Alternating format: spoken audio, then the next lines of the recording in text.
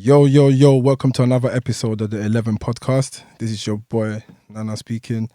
And today we got W1zzy. Come on. W1zzy vibesquad. W1zzy be the boy. What you saying though, man? How you been, man? You good? I'm good, bro. I'm good, How you doing? Yeah, man, I'm blessed, Long man. time. Yeah, long time, bro. Long time no see. Mm-hmm. Well, how's this corona shit been treating you though? Bro, it's been hard, bro. I'm not gonna lie. It's been hard. Like, the fact that, like, obviously, usually I make most of my money through, like, shows, bro. So it's like, from March, as soon as they announced the first lockdown, it's like, I just started getting emails by emails, cancelling all our shows, bro. Wow. So it's like, we entered the year pumped up, saying, yeah, 2020 is going to be crazy, blah, blah, blah, bro. I had 11 shows abroad alone. Wow. So And that's they all got for cancelled? us to go perform. That's abroad, not even in the UK. So all of them cancelled. And then shortly after, obviously, the UK also cancelled everything. Okay. So that means no shows, bro. So as I'm sure all the musicians will be able to relate, it's like, bro, it's like, if you're up and coming, especially if you're in pop tier and you're not mainstream, your main source of income is through shows, bro. Mad. And yeah, man, literally, it's been hard, bro. It's been hard. But at the same time, on that same breath, like, I'm grateful for this year because I managed to be able to sit back and also analyze what I need to improve on. Yeah, definitely. You understand what I'm trying to say to you? And also, it was a good year for me, bro, music-wise, I'm not going to lie, because last year, when I was looking at my Spotify numbers, I was about 35K. Okay. And then, bruv, I got my Spotify numbers for the end of this year, and it's like, bro, it's like 400,000 Yeah, I streams. noticed that. So it's like, bro, that's a big jump, So was you surprised when you saw that? I was surprised because I was like, bro, like, last year I was struggling to get streams. And one of my aims this year was, like, I need to make sure that I have a certain following, like, on the streaming platforms, because, bro, that's the other way to make money apart from shows as well. So this year I was like, yeah, I'm gonna go ham. And then COVID happened. So you're like, bruv, like, do you understand? But I'm still grateful because the progress shows by itself. It shows that, like, there's been growth. And everybody can see that there's been growth. Like, even though when COVID, like, I tried to be creative and, like, get my fans, like, engaged. Do you understand what I'm trying to say? By doing, like, challenges, giveaways. Do you understand what I'm trying to say to you? Just to keep them, the engagement going. Yeah, definitely. So it was interesting because it's like you had to think of on your feet, innit? Okay. We've never experienced anything like this. That. And I don't think that we will ever experience anything like this again within our lifetime. God willing, bro. But you know what I mean? It's like, it just forced us creatives, especially artists, to market our songs in a different way. Because they can't see us. There's no shows. So everything literally is on social media, YouTube, and etc. Yeah. So yeah, man, it was an interesting year, but nevertheless, like, I'm grateful for what we've achieved. Like, everyone in the team has done well. Okay. We've managed to build and we've managed to progress. And I guess as long as there's progress, that means you're doing well or something. Yeah. Do you understand? Definitely. You're heading the right way. So hopefully 2021, obviously, God blesses us to just take it to the next level and just make things happen properly. Okay. Yeah, man. Yeah, man, definitely. While I was thinking the same thing, like, this corona and all the lockdown and stuff like that, I felt like it's a good time for every creative to just sit down and just evaluate, like, what they did differently last year and how to fix it. Like, I feel like there was enough time for that. I feel like if you're a creative and you didn't use this year to try and improve yourself or improve what you're doing, it's long. You've wasted yourself, because next year, I know for a fact, every creative is going to be, it's just going to be quick. It's going to be even quicker than before. You know how before music comes out, like, people release mixtapes every month. It's going to be probably week now. People are probably going to do 2 a week. And also, bro, it's like, it's so mad because this pandemic has made everyone's on a level ground now. Do you understand what I'm trying to say to you? Because there's no show, so you can't go and sell out your 20K. You get me, your 20K O2 or flipping stadiums in Africa. Bro, there's no show, so everyone has to promote themselves online, bruv. So next year, bro, you're gonna see a lot of people coming up, and a lot of people that slacked this year, they're gonna feel it next year. But the work never stops, bro. I always say this, like, it doesn't matter what comes your way, you can make it work. If you want to find a solution, there's always a solution. Do you understand what I'm trying to say to you? So as artists, as creatives, it's not like we've been handed favors or opportunities anyway. Do you understand what I'm trying to say to you? Like the music industry in the UK was not supported by the government at all. Do you understand what I'm trying to say to you? Like, is it? I think still isn't. Is it? Still, well, they've given some money away and etc. But to musicians? To some musicians, but it's mainly charities. Like, so what would that be like? What would that be like, a grant or something? Yeah, something like grants. Obviously, that's separate. Charities. So music charities. So basically, you're telling me musicians have gone online and applied for money grants from the government? Some. Serious? Some had to, bro. I actually never knew that. I can't even lie. So obviously, there's like charities. Like, there's a charity that I know is called Help Musicians UK. So for example, with them, they were like, okay, they know the struggles that artists are going through, that there's no support. So they've managed to raise some money, and like they've been giving out money to artists. So you apply for it, and then if you get approved, they'll give you. I think they were giving out $1,000 at first. Okay. And then I feel like they were giving out like 5 bills here and there. So that will help. That was help. Yeah, you understand what I'm trying to say to you? So to pay your bills. So it's something to help. But the government, like, they just told everybody to go and apply for that self-employed scheme or whatever. Yeah. But it's like, bro, as an artist, musician, how you gonna apply for that? That's what I'm thinking. Because like, it's hard.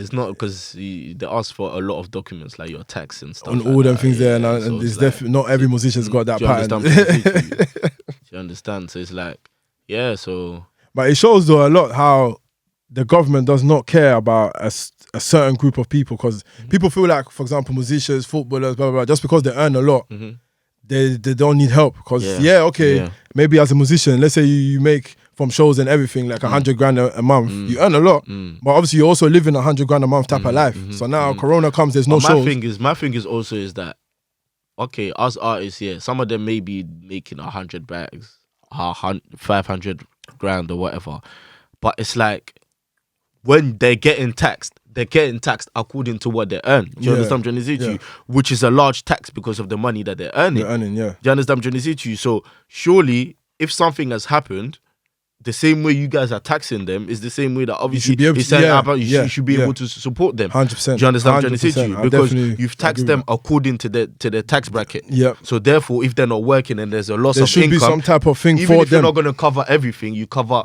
some of things, it. Do you understand what I'm trying to say to you? And then you can't blame now people if now next year, me for example, now next year if you blow something like that and then you come in to tax me like 40% whatever of my tax. Sometimes these times I've lost a whole year of this year, making no money. No money. Do you understand? It's not fair. It's definitely not fair. Do you understand? It's not fair. Even the way the government responded to it, telling musicians get a job. Like. Imagine, bro. Me, I've been doing music for like what? Professionally, I've been doing music for 12 years. So once you've been in a profession, I believe for more than 10 years, that's your profession, I lie. Yeah. So for you to now leave everything you're doing to go and learn, with what resources? There's no one that's recruiting at the moment. Let's be honest. And even then, you're not used to doing that anymore. But that's not your job.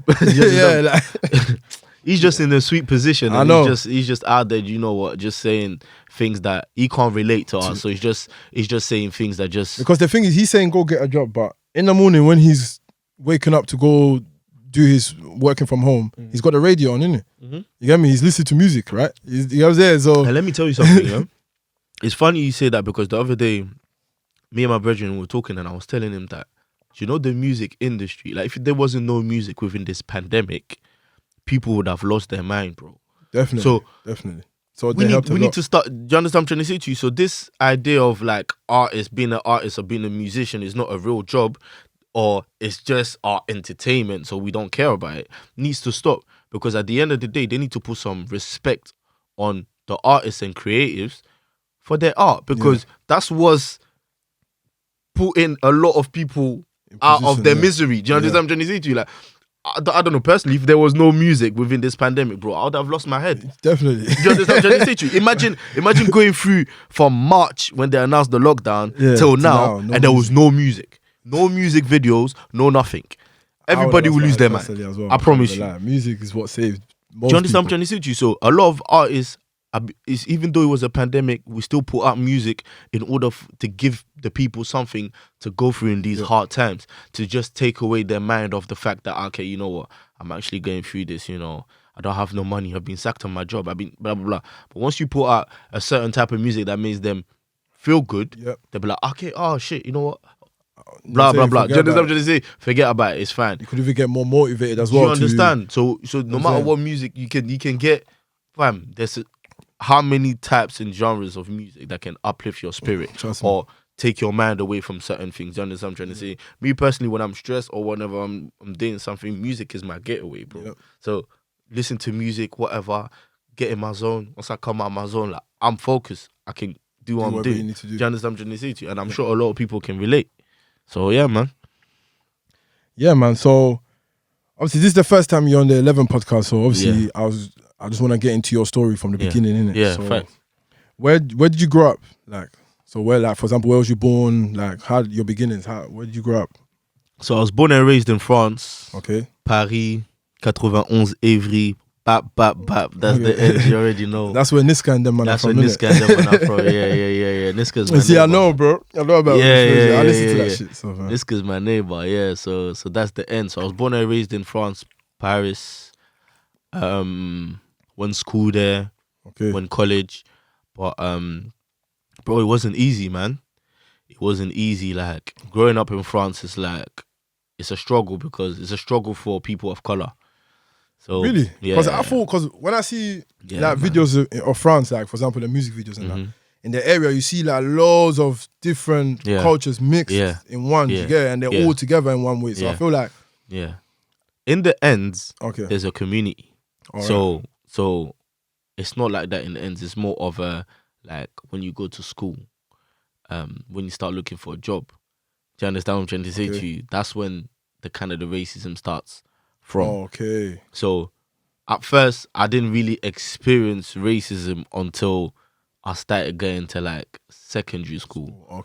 You understand what I'm trying to say to you? When first day of school, like I don't really know anybody in there, gone in there, bro, walked into the classroom, all the people of colour are sitting at the back. So you've got Moroccans, Algerians, Mali, Senegal, Ivorians, Congolese, everybody sitting at the back. Yeah, that's what we come to my next. So bro. you as a so obviously you're from Ghana, innit? Yeah. So is there many like French people in Ghana? That's what I was thinking. No. Bro, I was the only, let's say like probably the whole of, I'll say East London, I'm probably the only Ghanaian. We were probably the only Ghanaian family. No one knew about Ghana in France. In France, okay. So it was like anytime they would ask me, I'd be like, like Ghana is next to Ivory Coast. Okay. Then they'll be like, okay. I know where Ghana is. No one really knew Ghana. Wow. Ghana got put on when we entered the World Cup. That's where the man them put. Hey, I'm dead. That's what they put the man them on the map, bro. Literally after the World Cup, bro, everyone was like, "Raw, rate Ghana."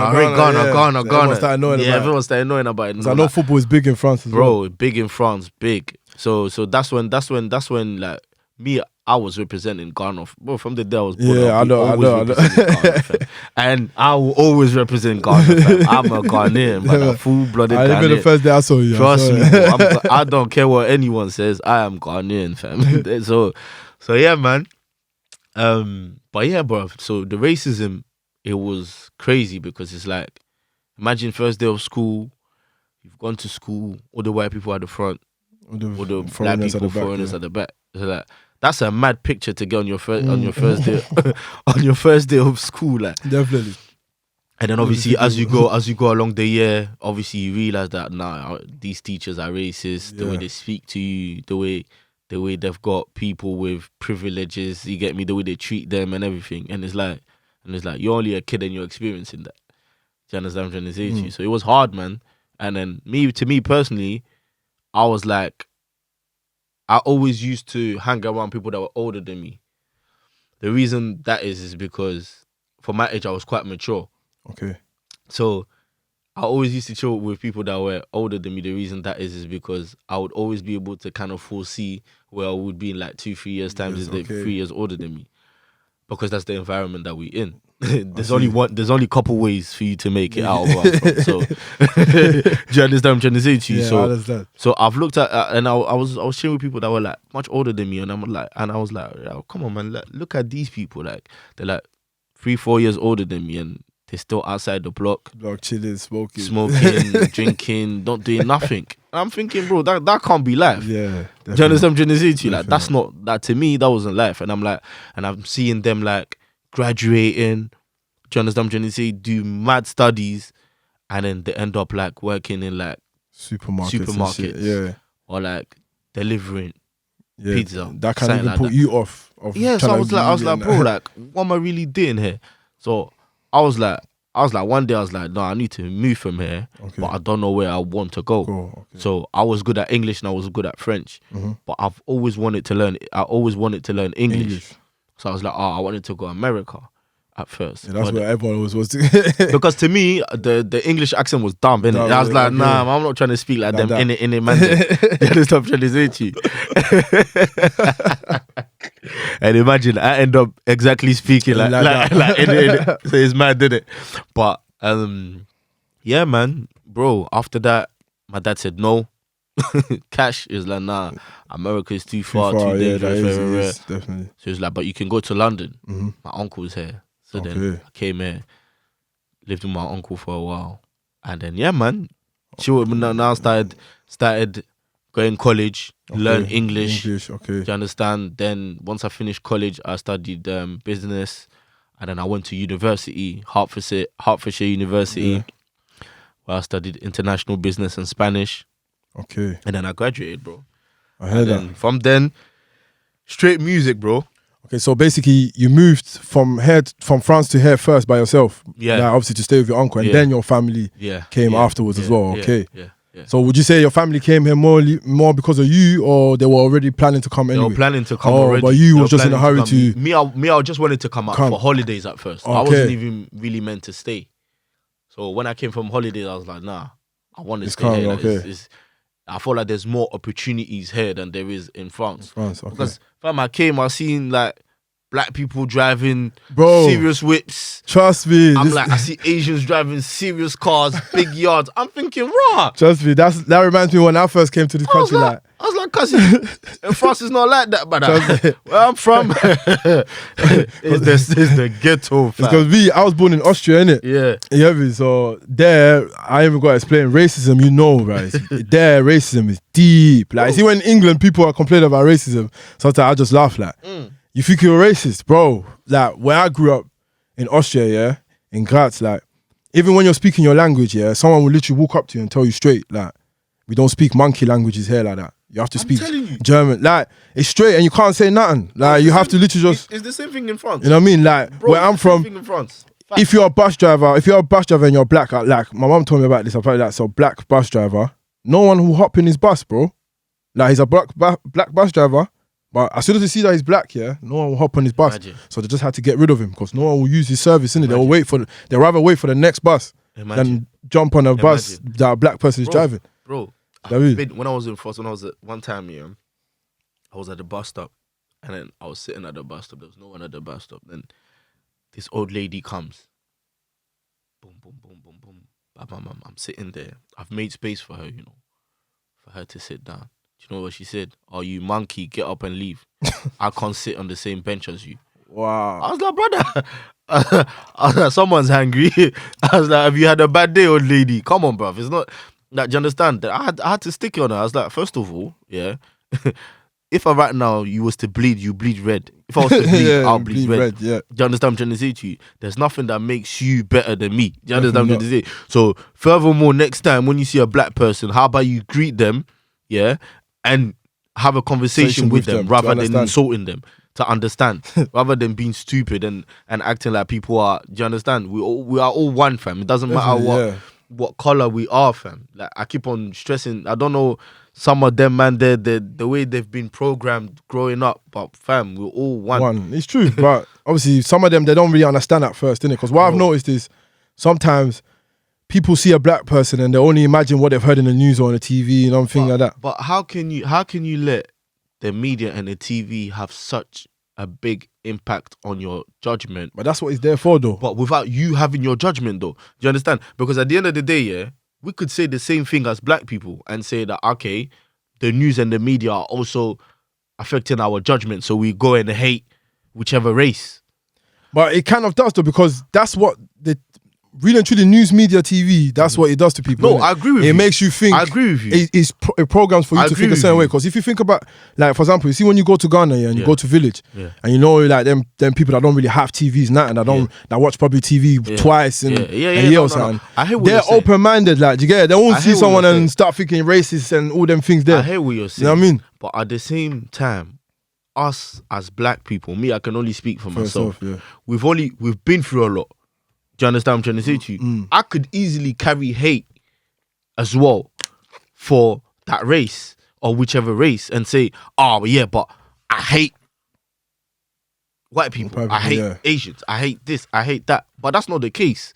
Do you understand what I'm trying to say to you? We love everybody as one. So why can't everybody just, like, we just want to be on a level ground, fam. We're not asking for like, treat us like kings, treat us like queens, treat us like, treat us normal. Royalty. Just treat us normal with respect. That's all we're asking for. So I don't even care what you think, whatever you've heard on the news, but don't come on a certain negative energy towards me when I've not personally done nothing to you. Do you understand what I'm trying to say to you? So whatever they hear on the news, whatever, blah, blah, that's their problem. My thing is, once they cross a certain boundaries, we have to stick it on them and put them in place. That's it. That's all I have to say. Yeah, man. But the thing with that is, like, there's only so much you can put them in place. But as soon as you put them in place and they keep responding, you get angry, you react a certain way. Well, but then you become the loser. You know what I'm saying? I'm not saying me. I'm not. I wouldn't say violence is the answer, because it's not the answer. Definitely not. Do you understand what I'm trying to say to you? But at the same time, I'm someone that's open for a conversation. Yeah. Just to see what your POV is. And then from your point of view, you then make your own decision as to, okay, you've had a conversation with a black person. How was the conversation? Oh, you know what? Black people are actually not that bad, you know. Then you're like, so you let the news and the outlets like basically getting. Do you understand what I'm trying to say to you? Like, it's just so weird, you know. But I'm just saying, us as people, as community, as humans, just need to do better, innit? If you see wrong, call wrong. If you see right, call right. And then as a community, we'll just move together. There will always be ignorance. There will always be people that will try and draw you out. Don't give them that energy. If you put them in a place and you see that they're being stubborn, bro, just walk away, man. It's fine. They will get what comes for them. Trust me. That's it. It's crazy, man.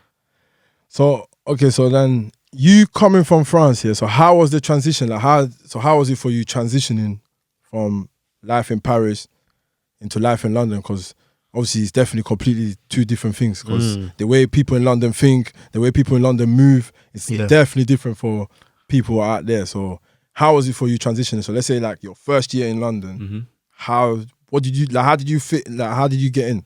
Not get in, but like, how did you fit into the system? Like, how did the system, you know what I mean? It was kind of hard because, you know, like in France, things are a lot different from the UK, even though we're not too far away from each other. Okay. But it's like I told you, when I first moved here, I couldn't speak English, bro. Yeah.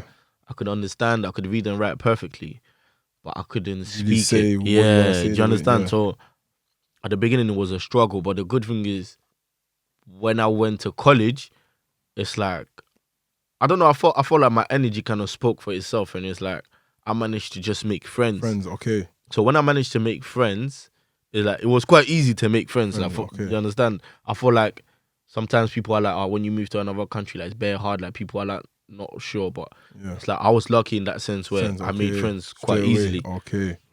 So from then, obviously, I picked up the way they were speaking, the way they were expressing themselves, and everything. So I picked that up quite quickly, because at first when they would ask me a question or something, all I could do is literally nod my head, saying yes or no. Okay. Or okay, yes, thank you. Or, do you understand? Basic. So the more obviously I studied them and the way they were speaking and the way I was practicing, that's when I just learned English within like probably like 6 months. Okay. Within 6 months I could speak. And then So then from then it's like I was like, okay, cool. Now I can navigate my way through whatever.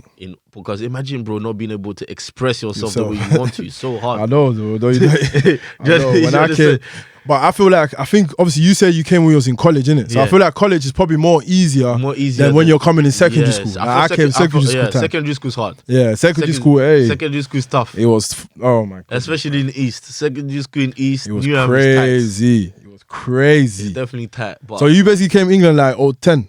I came 07. 07. Okay. I came 07. So as soon as I come, that was college. 6th form. So they made me do one English test, sharp. So and then you just went straight. Bro, okay. Then I bust through. They're like, oh yeah, your English is good. Don't worry, good. That's what bust me because they were like, oh yeah, your English is good. Is already alright. So you just might as well just go and learn, innit? Like you can do it. And then I just went. Like I wouldn't say school was hard. Like college was hard. Okay. It's like it was basic compared to what we studied in France. But wasn't it like difficult for you to get used to the curriculum? Like for example, for me, when I came England, like the way they do their maths and that was different to the way I used to do it. The way they used to do the division was different. So I had to basically adapt. Even the writing style, I had to change the way I write. I had to change everything. But do you know what it is? The thing is in France here is like the way they teach you, the education system is quite hardcore.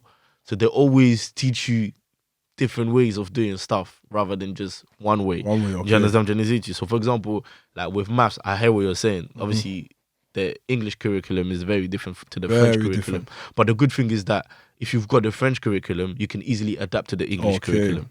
So it goes hand in hand. I see. So that's why I didn't really struggle. And then we actually do written exams and stuff, and then when I realized that over here you can type your work, you can do multiple choice. So you're thinking, exactly what you mean. You're thinking raw. Like I used to write in essays. I know like hand write. If you 2 hours, you have to rub it all 2 out. hours writing, bro. You can write a whole paragraph, bro. And rub it all out. Again, crazy, like, it's crazy. Bro. It's not like autocorrect and all them things there. I know exactly what you mean. I'm like, raw man, bus. Computer, you know. I know exactly what you mean, bro. So it's like it was like to me, it's like it was the transition from the French curriculum to the English curriculum was not as hard because of the level of the French curriculum. Okay. Do you get what I'm trying to say? Okay, so that helped you basically. That helped me get about because I still finished college with like very high grades to get me to uni. So basically you didn't have no issues in I didn't have no issues to get into uni. Clearing none of that. Yeah, no. I went straight into. So did you have to do like an extra year of college or anything like that? No. I did have to have an extra year because obviously you have to do your functional skills. You didn't do GCSE. Yeah. So I had to do, but do you know what they done? Because I wanted to go on A levels just to do 2 years. But couldn't you have done like A level French? I've done A level French. Oh, you did it? Okay. I've done A level French, but I wanted to go A levels, like do A levels for everything. For everything. But the only thing is because I didn't do my GCSEs here. Okay. It's like I couldn't. So you had to do the BTEC. So I had to do the BTEC, but I took the highest BTEC, which I think it's the national diploma. Yeah, national diploma. Yeah. So I done national diploma, but I was like, I need to get the same grades that I would get as A level. Yeah. So I finished with like triple distinction. Yeah. So just to have enough UCAS points to bust me through uni. But couldn't you do like for example me, because obviously I speak German. Obviously I grew up in German. Yeah. I did my BTEC and I did A-level German with that as well. You get me? Like even the college, they recommended it to me. Like they were like, yeah, I did that. You speak German, but also you did your A-level. So I did BTEC. I did BTEC in business. Okay. National diploma, and then I did A-level French, which I got A for. Okay, yeah. But it's like because I didn't have the GCSE was my problem. Okay. So if I came a year earlier, you could I'd have been able to wrap up my GCSE quickly, and then I could have done 2 years at. Is it 2 years at college? Yeah, it's 2 years. The normal thing is 2 years. A-level is 2 years, and then BTEC is 3 years, right? Yeah. Okay, cool. So yeah. Well, in our time anyway. Yeah, in our time. I don't know what it is now, but right, we're old now, bro. We have to say our time. Yeah. But yeah, man. So yeah, that's how. I just needed to make sure that I finished college on a high in order for me to get to uni because my aim leaving France was, bro, I need to go to university and graduate. Okay. Before I do anything. Because then France, I fell into music. Okay. So that's even come to my next bro, question. then it was mad, but yeah. So just to answer your question, to summarize it, the transition between France and here, curriculum wise, it was quite smooth. Okay. But it's like obviously culture wise, it's like, for example, in France, if for example you're with like 5 boys and I only know you, I have to say wagwan to all everyone. The 5 Yeah. boys. In England, it's not like that. In England, if I know you and you're with 5 boys, I only need to say wagwan to you. Trust me. Do you understand? You learn that quick. Otherwise, people will start looking at you like, what weirdo. the fuck? What you did? Like, what you say wagwan to me? I know, I don't even know you. Do you understand? So this is the messed up thing about England, man. So little things like that, culture-wise, like it's like yeah, it took me a while to understand, because I'm like, bro, like in France, for example, if I was to come meet you and your guys, even though I don't know them, I have to say wagwan to them. You get me? Because if I don't say wagwan to them, that means that's rude. That means it's rude, and also that I have a problem with them. Yep. So in France, if you do that, someone will pull you up on it and will be like, oh yeah, wagwan is the problem. Yeah. So yeah, that's definitely one of the do things. get that, because even in Austria, like even when I went back to Austria, people started noticing like, yeah, I brought some new behavior there. You get it? Like I'm not yeah. used to it, because in Austria, like I could drink this drink. My friend will take it, will put his mouth on the same drink, you get it? But in England, you don't do that. No. In England, they'll you tell have you to to sky it. Yeah. So I got used to that shit. Yeah. I'm like, yo, hey, sky it, man. They'll be like, what the fuck? It's mad. Yeah, so little things like that. Yeah, bro. Definitely. It's crazy. And obviously people try to call you freshie and all of that. All them things there and all these. But you know me, I'm too proud of my heritage for that to bother me. Yeah. Do you understand? Like, you could call me a freshie, but I know where I'm from. Do you understand? I'm not trying to act like someone I'm not. This is not our land at the end of the day, but definitely is not. So Definitely not. We move. Yeah, man. So how did the music thing start then? So how did you like get into music? I thought, what did you get into music because people probably told you, you look like Nana Boro. I can't like the first time I saw you, that's the first person that came to my head. I'm like, rah, this nigga looks like Nana Boro, fam. Whoever don't know who Nana Boro is, go search it on Google, innit? Go search it on Google. Nana Boro, legend. Go search it. Legend. And now he's doing madness now though. He's wearing weave and that. Hey, I like that. Cut that out. Nana Boro. He's wearing weave and shit. Like, nah, I really be seen that, bro. That's weird, bro. Go check it out. He's wearing fucking lace fronts and that. Raw. That's like mad, that. man. It's mad, man. Boy. Obviously, I know he's trying to go viral, but that's not the way, man. I don't know about them things there, boy. But yeah, so how did the music thing start for you? Bro, to be honest, even when I was back in France, I was doing music, but I felt like with music, I was doing it more as a hobby. Okay. In France, I was still trying to find myself. I was doing more like French rap, you know, like proper on hip hop beats, you know, heavily influenced by, you know, back in the day there was like these French rappers, Booba. I know about Booba, yeah. So yeah, man. So Booba, there was who else was there, bro? So many. Neuf de E. There was Rof. There was La Fouine, bro. Couple. So I was heavily influenced by, and then they also were heavily influenced by American hip hop as well. So yeah, so that's what I was doing for a while. And then obviously when I moved here, do you know what? It's like even when I was doing French rap, I was still trying to find myself. So I started music when I was like 14. Okay. About 14, 15. So when I started music, it's like I grew up on like hip life, high life. You understand? And I'm like, that type of music, the way it hits, it just hits differently. Do you understand what I'm trying to say? Till today. Till this day. Till today, man. Because even these days, you could go to clubs these days, they play Euphoria and Ponsan, yeah. Even the way it hits Jamaicans, bro, it hits them more. And it's like they're speaking tree, like throughout the whole tune, but some people are feeling it differently. They're like the harmonies, the fact they're like, nah. I saw one video of what's his name? I think his name is Lippy.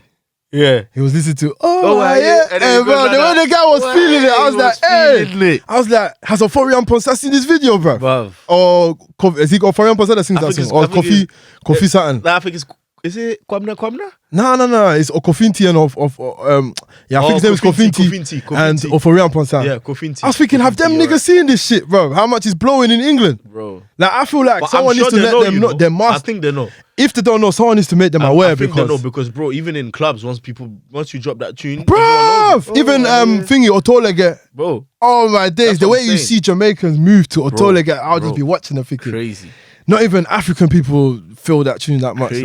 crazy, bro. You know what I'm saying? So, yeah, man. So I was heavily influenced by obviously hip life, high life. So I was always wondering, like, I think I was ahead of my time. I was like, bro, I wish everyone could listen to this This type of music thing, and then and then just listen to it and then feel how the music feels. Like, do you understand? It's a banger. Like, music is music at the end of the day. Do you understand what I'm trying to say?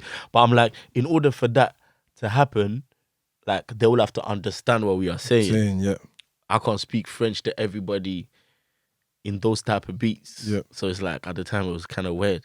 So, and then when I first moved there and I listened to, like, back in the days, the P squares and the and the Premier Gaou and the African Queens, Two Face, Mama Africa. Do you understand what I'm trying to say to you? When that Ice Prince, all of that started emerging out, I'm like, okay, now it's like there's kind of a sound that can cross over from Africa to here. Because at the time it was basically crossing over. It was crossing over slowly, but not yet. Because when we first, so then when I came here, that's when I met Kelvin. Vibe Squad. And then D Vibe Squad. And then there was Culture, some guy called Culture, Vibe Squad as well. Okay, I don't know about him though. So he was, Vibe Squad. So he was the fourth member. Yeah. Okay. There was 5 of us. Okay, I never knew that. And there was a singer called Richie. Okay, because that's my next question. I was about to ask. So while you're getting it, you might as well get into it then. Yeah. So I was about to ask you how like Vibe Squad and all that. Yeah, bro. Vibe Squad came together. Fam, like I said, everything's pretty much everything that usually happens around us is always natural. It's always organic. There's never something planned. It just happened. Like it just happens, and it just always. So where did you lot like meet? At college, so we're all in the same college. Okay, so did D go to college as well? D went college as well. Okay, so that means I never met him there then. Yeah, because he was the year older. Okay, yeah, and Kelvin as well. He also went college as well. Okay, I never met them, man. So when I tell you I was making friends, like one of my first friends were like, they were among, because it's like there was a large batch of us. There was about 10, 15 of us. So we'll always be in the link, whatever, you know. I said the link. In the link. That's what they used to call it. I fully forgot what it's called. Yeah, in the link. That's what they used to call it. Yeah, I know that bit, innit? Yeah, so you know, it's just, for those that don't know what the link is, it's just a chilling area where, you know, when a common room. Like a common room. But it was like open space common room. And then, yeah, man, we always chill together and obviously bust jokes. But then one day D was like, oh yeah, I've got a studio in my house, blah, blah, blah. Like, you guys should come. All right. And then we just all went, and then we're just dropping bars, trying to make music. Okay. And then people started getting interested. They're like, oh yeah, well, you guys making music now, yeah? And then we started playing it to people. People were like, yeah. People started, obviously, like we started gathering like a small fan base within our friends. Okay. And then we started growing from there, bro.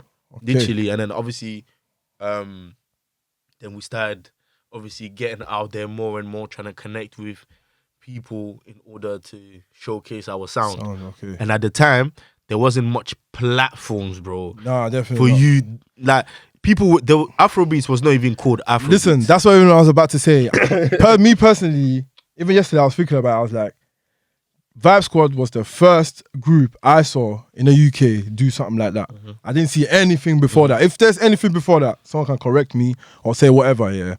But that song, I even forgot the name of the song. That I want some girl. That's the first Dance for Me. UK, Dance for Me. That's the first UK Afrobeat tune I ever saw in my life. Okay, like I never saw no. That's mad. Because that's just me. There, I don't think. You see, some people feel like Dance for Me was the first UK Afrobeats, but I feel like bro, I think it is. Because like, I can't think of anything before that. Because people say it's Tribal Skank, but yeah, but that's Tribal, Funky House. But you know, Tribal dropped a tune with Tiffany. I don't know if you remember that tune. With Tiffany? Yeah. What, before you Dance With Me? It was around those times. So don't quote me whether it was before or after. I only started getting aware of Tiffany when it came to Fuse Days. That's when I started getting aware of her. So, and also, bro, even before Dance For Me with Tribal, we dropped a song called Wine Pon Me. Okay. Wine Pon Me was dropped in 2008. Okay. Do you understand what I'm trying to say? At that time, I was definitely not catching on to it because that's when the grime was hot. Everyone wanted to, you know what I'm saying? Music was Channel U. That's what I'm saying. 2008, we were doing Afrobeats. Okay, because that's what I'm saying. I don't know if I can confidently say it, but I feel like Vibe Squad is the first. Now we definitely. To me, obviously, I feel like we were the first. I feel like the same way. That got the recognition. Not even the recognition. I feel like the first Afrobeat sound coming out of UK. I feel like do you know why I'm saying recognition? The reason why I'm saying recognition is because no one was taken to the sound. Never. No one was taken to the sound until we started dropping Dance For Me. And it's like, people are like, okay, this is like, there's a sound that's coming. But there's a couple of people that were doing it. Obviously, Kwamzandsilva came, mistasilva as well. Now, but Kwamzandsilva and them, I feel like they came after. Because I saw Dance With Me after that. Then I saw everything else. Then I saw Kwamzandsilva doing that bread freestyle. But then, that's what, you're right, but that's what I'm saying. I'm saying after, that's when we linked up with Kwamzandsilva and then mistasilva and then to do like Wadi Misika. But nah, for real, I want to do this research. I want to know the first, because I might be wrong in it, but I feel like I can confidently say vibesquad Dance With Me is the first UK Afrobeat. If group is definitely the first. Group 100%. But when it comes to song, I feel like it's the first. Like I never heard no other African do such a sound. Like in those days, he wasn't even popular to do that. Like doing that was not the thing. Like he wasn't gonna do that. Yeah, doing dancing, doing azonto. But bro, like later on, it started becoming. After that, I feel like it started becoming more popular. Let me be honest with you, fam. Even when we were doing all of this, yeah, it's like nobody was taking us in, bro. Of course, I could understand because in those days, nobody was taking us in. They're like, what is this music? Afrobeats, Afro. Do you get it? Like we didn't even have a name for it at first until do you know what, people started calling it Afrobeats because it was the easiest thing to call it. But what we need to also understand is that Afrobeats is not just a genre. Afrobeats is a culture. Yeah. That's what we need to understand. Afrobeats goes beyond the music. It's not just the music. And also one thing I also want to say is you do understand that if it is true that you lot were like the first UK group to actually do Afrobeats, you know, that means basically, I can't lie, because Afrobeats really and truly was birthed in the UK. Yeah. Nigerian people just came and then took it and say, Afrobeats and everyone. Because really and truly, you have to put it like this. Most people were looking at what the UK lot were doing. Yeah. And then Nigerians were basically turning into their own thing back there. Because what Two-Face and what the band and them were doing wasn't what you lot were doing. Yeah, no. They were doing their music, of course, but their music was never gonna. It wasn't appealing to us. But should I be honest with you? Vibesquad was ahead of their time, bro. Like we were ahead of our time because it's like if you listen carefully, like even now, even when certain people go back and listen to it, and I'm like, raw, like you guys had a certain sound that like if it was the same thing happened to me because I was just doing some research, obviously. And I was going through the channel and I was like, raw, like this song is this many years old. So I'm starting to think like because that's what I'm saying. So even if you're saying, because Dance For Me was released in 2011.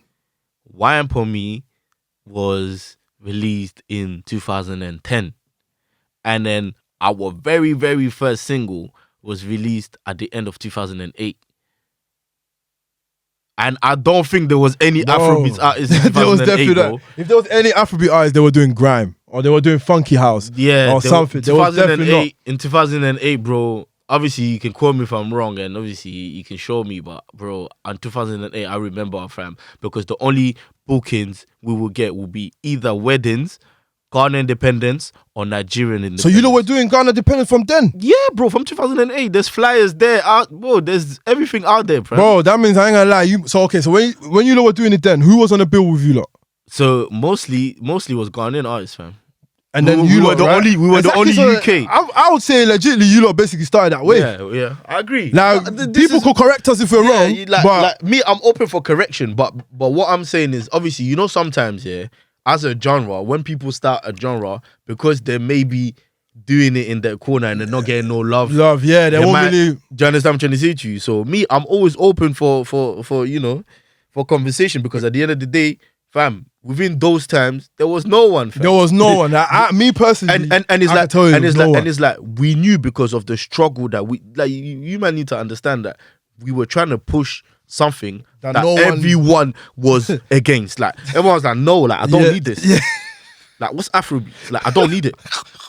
I like grime, funky, but like no. They're like no, because you don't understand what you lot did. Yeah, it birthed dancers, DJs. But what also I need to tell you is that, do you know what the funniest thing is that it wasn't even called Afrobeats. And do you know what it is? Our target market were not even the Africans in the diaspora. They were the Africans that moved from Africa to the diaspora. So you weren't even aiming for. So people like that were us born here, nah. the one that born here, that Africans, they were not even taken into the sound, bro. That's what we need to deep. Okay. No one was taken into the sound. I know for a fact them days I wasn't. That's what I'm saying. So we were trying to push something that people were like, nah, fam, it's funky, it's grime, that's popping. Like, I don't know what your Afrobeat thing is about. A lot of people were even claiming they were Jamaicans at the time. Come on, bro. Do you understand what I'm trying to say to you? So it's like when we were looking for like fans to even push the music to so that they can listen to you, like even the people from the diaspora, the Africans from the diaspora, were not even like that were born here. We're not taken into it. Only the people that were around us because they could feel the vibes and that we are friends. So they're there they were like, as well. We're gonna support you anyway. So that's how it was from the beginning. Me, that's my experience.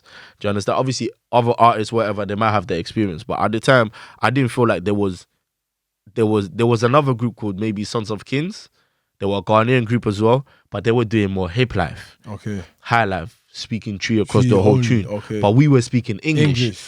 And so that was French, the difference. like, so when we were speaking English, the French and the tree in there, with beats that like come from like Africa, but it's like westernized and it's Afrobeats. Do you understand? I'm trying to say to you. So it's the mix between hip life, high life, and the Western sound. It's not Apiatus, but it's Apiatus in a more better style. In a more appealing way to the Western world. So this comes to my question, who produced that beat then? That Dance For Me? Dance For Me was produced by Kobe.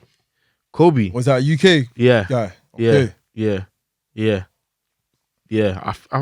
Because that tune definitely is the first, me personally, is the first UK, I feel like seeing boys that live in England. Nah, Edson made the beat. Okay. Edson made the beat and Rude Boy. Sorry, my bad. Okay. It was a long time ago, guys. Allow me. Yeah, it was a long time I've made a lot of music since then. But yeah, shout out to them, bro. Big up to them because what we need to also understand, guys, is that like we actually didn't have no platform or connection to even make this happen. People were very close-minded about the sound. Very. And we had to push through in order to make the sound what it is today. So me and several other artists had to paint. We had to make a foundation in order for the sound to be even familiar to anybody. Hence why it's very important that you mentioned UK Afrobeats. Yeah, UK Afrobeats. That was played also a big part. Of course, because UK Afrobeats was there before Afrobeats, bro. That's what I'm saying. Because it was UK Afrobeats. And then people started saying Afrobeats, and then Afro sing, and then that's what I'm saying. But with every sound, it will always evolve. So that's normal. Do you understand what I'm trying to say? Definitely. But it's like UK Afrobeats set a very good foundation, a big foundation in the UK for them to be familiarized to a certain sound. So that, because you can't bring a whole new sound to the UK and think that you're going to blow. It doesn't work like that. No, you have to. UK people, they're not on that. They're very specific as to what they like.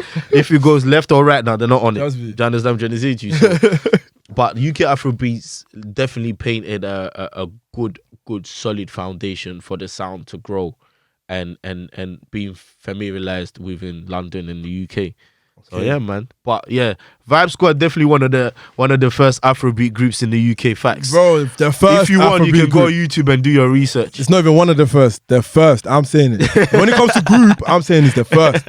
There's no other group, bro. I'm not denying that. I agree. When it comes to making Afrobeats, maybe I can't really say because maybe you never know. There might have been someone that maybe would have. But bro, me, I'm just saying we were definitely the first to push. You get me? Afrobeats 100%. In the UK. Because I found out from Afrobeats or that type of sound you get from you lot. Yeah, bro. Because that's where I saw it. Yeah, bro. Okay, so then after Dance With Me, then W1zzy came. Ooh. And W1zzy, that was everyone. That was just undeniable. That was the foundation. Undeniable banger. That was just straight. Every mix, every rate till today, bro. Till today, fam. But this is what I'm saying. If you're playing Azonto, that has to come in. A lot of people heard from us from W1zzy. Yeah. A lot of people heard from us from Dance For Me, sorry. Yeah. And then W1zzy just, it was off. So how did that come about? Like, so obviously I think Dance For Me came and then Mr. Silva and them made Bone Say Mami, innit? Yeah. So around the time we were doing Dance For Me, I know Mr. Silva was starting to work on Afrobeats, and then Kwamzandsilva were also doing. Or was Mr. Silva? I don't know. Do you know him already from before? Yeah, I knew. So bro, was he? I heard he was an MC from before. ghanapartyinthepark 08, 09. That's when I met Mr. Silva, because we were booked. We 08 or 09. Don't call me. I don't remember. But it's like we were booked for Afrobeats, and he was booked for Funky. Okay. So that's when I met him. Even I got another message. Hey, Mr. Silva, we need you. I can't lie. I definitely need to speak Boy, he's gonna come. I definitely need to speak to Mr. Silva because he's gonna come. I have a lot to ask him. He's gonna I definitely need to speak to Mr. Silva. That's one thing I definitely. So if you see Mr. Silva, I need to speak to you, bro. I 100% need to speak to you. We'll make it happen. We'll make it happen. Therefore. So yeah, go on. So I know that's the first time I met Silva, because we were booked at ghanapartyinthepark, bro. We hustled our way through.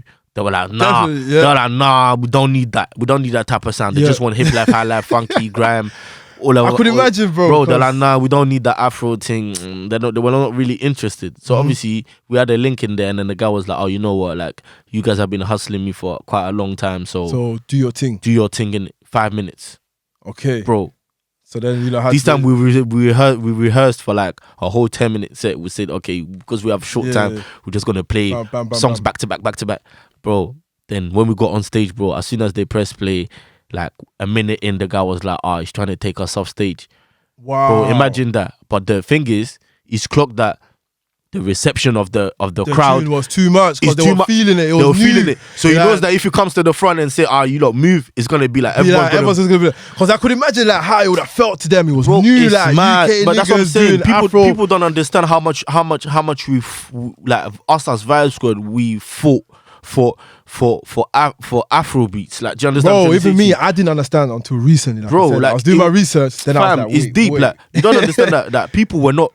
They were not open to the sound, and these are our people, you know, Africans, like African promoters. That fam, they were not trying to put us on, fam, because it's not popular, bro. Like, you're trying to bring a whole sound that no one knows. No one knows your tunes. No one do this. Why would I give you a platform for you to? But it's like all we're asking them is like give us a chance. Give us a chance to perform, and based on the crowd reaction, tell us whether it was worth it or not. That's all we needed. We just wanted the opportunity. You just wanted the money. Because we were not doing it for the money. We were doing it for the culture. We're doing it for the sound. Because we know that, if you can connect to your people in the diaspora, it's going to be big, because you connect to your people in the diaspora and you connect to your people back home. But that's it. Because it was a good idea, because we definitely needed that at the time. But people were not paying attention. Because people don't appreciate what Afrobeats done for the African community. Because in London, being African at a time, it was hard. Like, even saying your surname, and people hide their names, and people hide, like, it was hard, bro. Like, people, like he was saying, people will say they're Jamaicans and whatnot, just to hide the fact that they were African. But when Afrobeats came into the picture, I saw this transition of, even Caribbean started, like, I see Caribbeans busting us onto that. I remember one time I was just at some place, like, I see one Caribbean you busting us onto that. I was just looking at it and I was thinking, shit. Like, back in the day, doing this shit, that's what I'm saying. Everyone will be laughing at you. That's what I'm making saying. Silly noises, like, you're African, ha ha ha ha. Watch, like, people will hide the African tunes in their ear and that.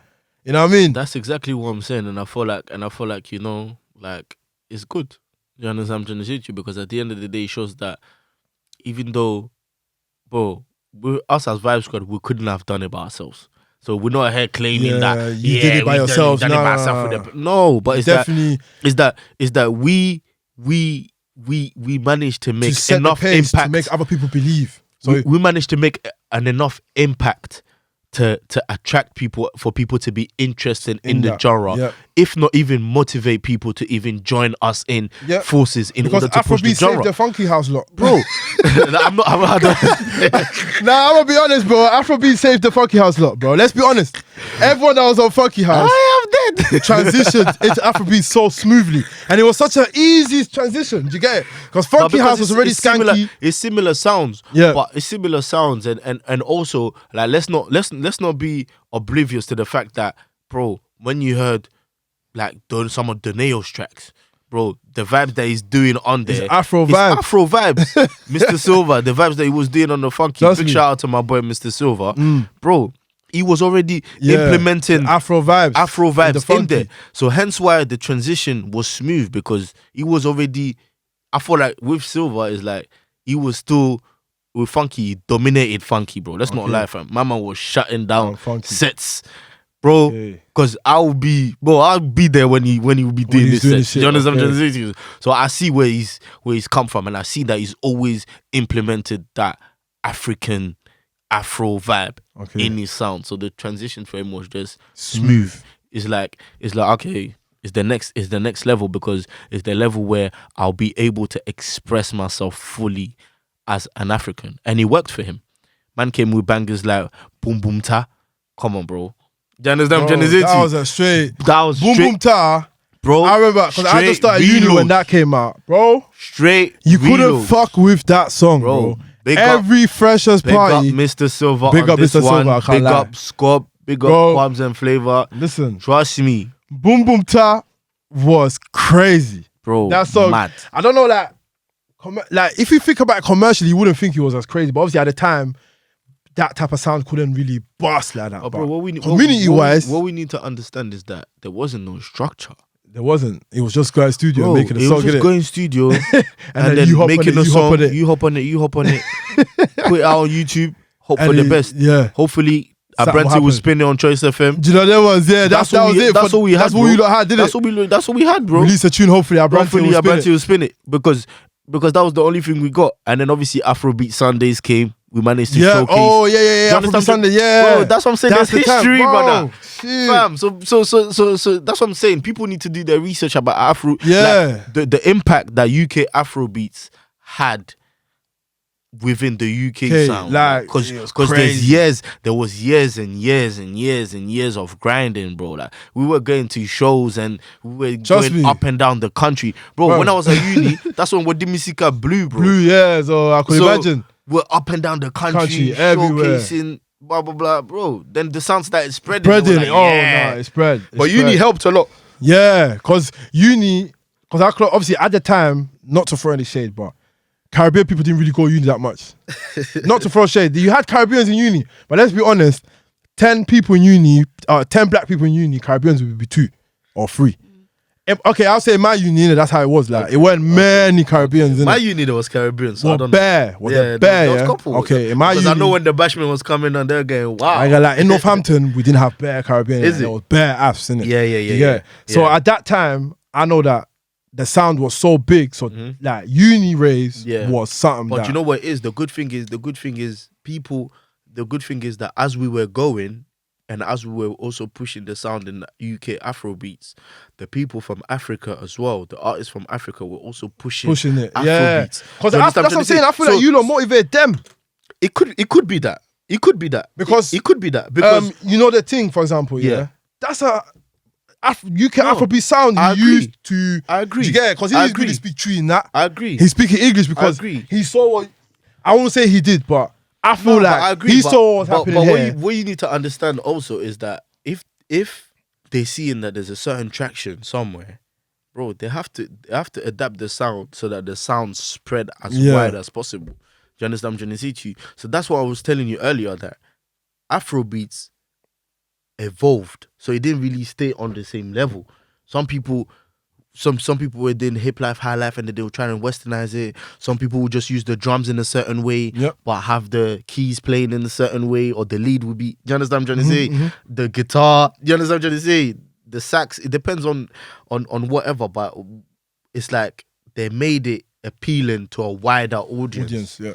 And then because they're speaking English as well, it's like people can understand, at least, even if it's not the whole song, they can actually understand what the song is about. Yeah. Do you understand what I'm trying to say? So it's more appealing. So that man also started mashing work over there, pushing Afrobeats, while us in the UK were also mashing work in the Afrobeats. So then Okay.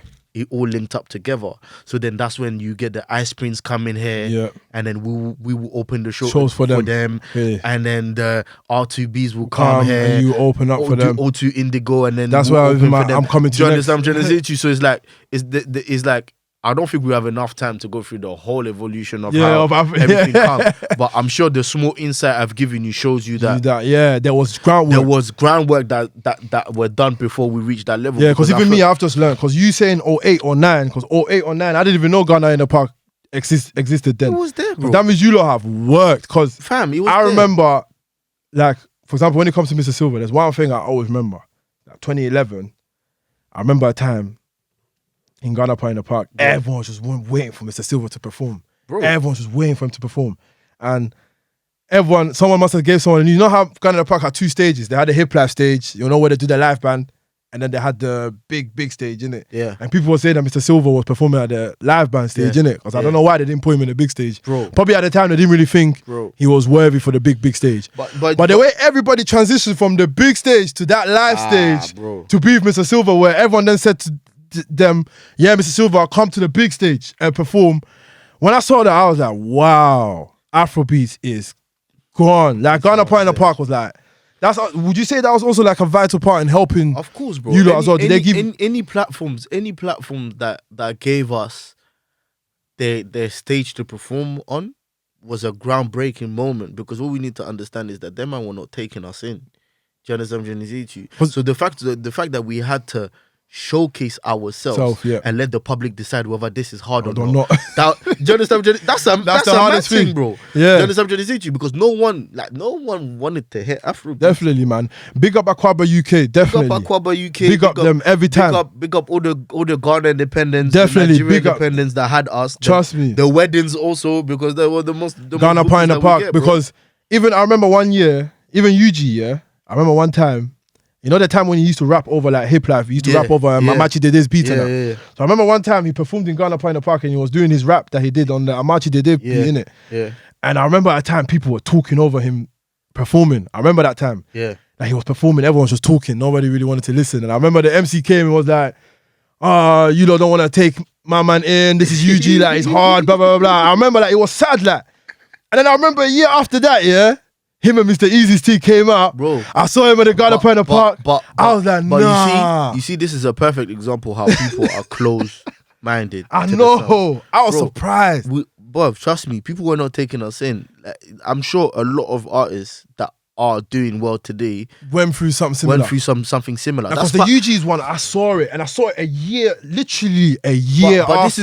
This is why. But UG will never let that stop. Like, UG is my guy. Big up UG. Big up UG, bro. Because I ain't gonna lie, I saw that shit. Bro, it's like, I was thinking, bro, this is deep. It's fine, because at the end of the day, you know where you're heading. You know what your purpose is. You know what you bring to the table. And you know that in the UK, unless your sound is popping, that's when they'll follow. I know. So until you push and make enough noise to catch people, it's crazy. Because it just goes to look now. A year later, it was blowing up. Everybody wanted him everywhere, and look what he's done, fam. He had one of the most popping tunes, bruv. That's for me done a mad thing for the culture, bro. Listen, when I saw the transition, like it was just a year later. Like I was watching and I was like, this world is fucked up, bro. Because the year before, the way I saw, like, the way people were just talking over him and, like, the MC came, put his arm around him, his head was down. But this is what I'm saying. You can tell he was a bit, like, discouraged, like. But it's fine. So if at that time, he was on stage and he decided, fuck this shit, I'm not doing this anymore. He could have lost his blessing from that time. But let me tell you something. This music thing, if you think that the music thing is for the faint-hearted, you might as well quit now. It's true. Do you understand what I'm trying to say to you? You like, have to be strong. You can't say you're going to be doing music and then obviously like any obstacle that comes your way, you give up, because music is hard. Music, there's a lot of ups and there's a lot more downs. Do you understand what I'm trying to say to you? It's facts. Do you understand what I'm trying to say to you? And before you even level up to even be okay, bro, trust me, it'll be a battle. But some people get lucky and bust through, but there's no longevity. If you want longevity in your artistry, if you're gonna be doing music, then brother, you're gonna have to go through the game, innit? You have to go through the process. Yeah. You can't cheat the game. With music, you can't cheat the game. If you want longevity, you can't cheat the game. You have to go through it. Process. You have to go through it. But some people don't get music, do get lucky and some 100%. But at the end of the day, I always say no greatness comes easy. Do you understand what I'm trying to say to you? At the end of the day, once you've worked hard and you've grinded for what's yours, when you reach the end of your goal Mm-hmm. and you look back and you're like, rah, I actually achieved this. It sounds like an achievement. Mm-hmm. So yeah. Okay. So also, when it comes to like when you performed in the O2, for example, yeah. So how was it for you, like performing in the O2, like your first time, like after all the grind, Bro, like you said, you've grinded, and I'm you're not gonna coming lie. out in the O2 because it's not a small, even though it's Indigo or whatever, it's not a small stage, Nah, especially those days as well. Indigo. I think the Indigo. What year was it you lot climbed that stage first time? Probably 2011, bro. You see, that's an early time. 2011, Like, probably 2011, 2012, them time. When we dropped Dance For Me, because it's Dance For Me that put us in that land, in that, you know, category where. So that is even Wadimisica wasn't even there then. Wadimisica wasn't there then, nah. Wadimisica wasn't there then. So Dance For Me is what gave us the platform to expand and start performing at Indigo. And I think like the first time was, who did we open for? I think it was R2Bs that we opened for. Okay. And then we performed Dance For Me. And then the reception, bro. I saw the footage. Because I think Indigo is like 3-4K people. 4,000 people, I think, cap. So, bro, fam, coming off stage, people shouting. I'm like, hey, killer. Allah Yesu Christo. So people are actually listening to the sound. Stuff, like, so how wasn't you? Was you scared, weird, bro. But remember, there was a transition as well because there was no YouTube like that. Yeah, it wasn't that big. Yeah. So for you to get traffic on your own channel on YouTube was tight. Do you understand? I'm trying to say to you, and there was no show. So the only thing that people had to go to is that either Choice FM if Abranches spins it, or YouTube, bro. Do you understand? We had these small blogs that will try and help, like Kwame Joe. Kwame Joe, big up Kwame Joe. I remember Kwame Joe, yeah. Big up Kwame Joe. What happened to him though, bro? Bro, I'm not sure, bro. Is he from UK or America? Nah, it was from, I forgot. Because I remember his channel was big. His channel was big. Kwame Joe was one of the first guys Afrobeat bloggers to like put us on his platforms because he had quite a good following to put us on his platform for us to showcase our sound. Yeah. So yeah, man. Big up Kwame Joe 100 times, bro. I don't so he's not from UK, nah? He's not from UK. Wow. He's not from UK. That's a guy I'll definitely like conversation with as well because he definitely he's not from UK. One of the Afrobeat platforms that I first saw showcase in UK. Yeah, bro. But it was hard, bro. Trust me. And then stepped on stage, just feeling the love and feeling the reception, just showed to us that we can actually do this. Do you understand? There's a market for it. Now there's a niche for it. At the time, people were not really ready for that sound. But it's like with the Nigerians and the Ghanaians pushing the sound forward, it is now started to cross over here. So it kind of matched up to what we were doing in a way because now Afrobeats is something. Do you understand what I'm trying to say to you? So now people were a bit more, the air was a bit more open to, you know, to what's going on, you know. So now this also comes with, so also after as well, another thing I recognized is that you lot then also got a song with Bisakdei. Yeah. And you lot got your song with Bisakdei when Bisakdei was hot. Yeah. So that obviously at the time was definitely big. And the tune, it's a thing called Fabe Boom. Yeah. That was also a quite like the single was nice, video, everything was proper. Now that's the first video I saw of vibesquad. I was like, shit, these men are actually now, there's no stopping them now. Like they're gone. They've made a tune. Bisakdei in his hottest time. And like, how did that come together? Like, do you know what it is? Dee had a good relationship with Bisakdei. Okay, so what? How did he know? How does he know him? They were friends from before. Bisakdei already. They were friends. So it's just a thing whereby we just connected and we just made the vibe. Literally, we had a home studio. Oh, so you even did that at home? Yeah, went home studio, laid the verse. Pardon me, laid the chorus. That was it. Good to go, bro. That was it. Yeah, because I feel like that's on YouTube. That's the song that did the most numbers. Or am I wrong? Can we say? I think. Nah.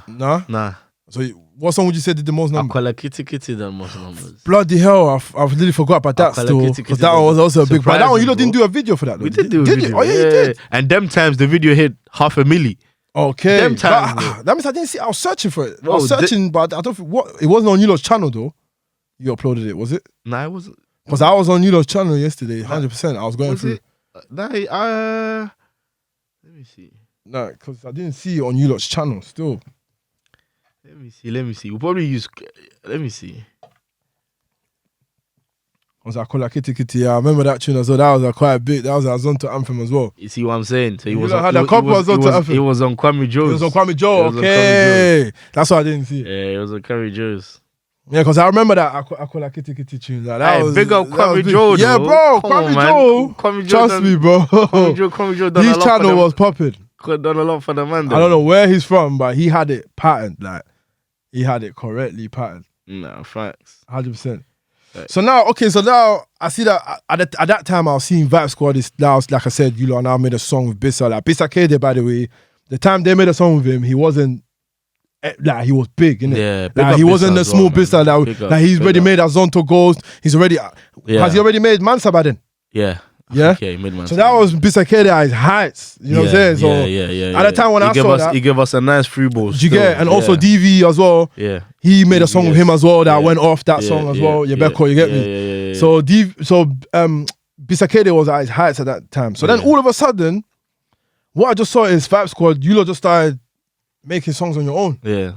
Like everyone was by themselves. And I didn't understand that. Yeah. It's not. So what happened with that? Like, do you know what it is? Is that vibesquad was always an entity. So it's like as much as we were together, it's like we're still doing music. Sometimes we were all in the studio and someone will be doing music by themselves, and then I'll be recording them, or Kelvin will be recording D, or I'll be recording Kelvin, or D will be recording me. So we always have kind of tunes by ourselves sometimes. So we just wanted to like also release them to see how it goes, because bro, what we need to understand is, bear in mind we started in 2008, and then we broke up in like maybe like 2016. So you did break up? Yeah. So what, we broke was up. there reasons to that? Because the first reason is like the man them had different paths. Okay, so it got to a point where everyone started. So it got to a point where obviously D studied pharmacy. Yep. So he had to go and do his thing. I see him doing this thing right now. So now he's opened several branches of pharmacies. I see him in Accra. I see him. He's doing his big thing. I see him. Several business owners. So he's good. Definitely, he's good, yeah. Kelvin as well was studying law. He had to go to law school. He had to go to get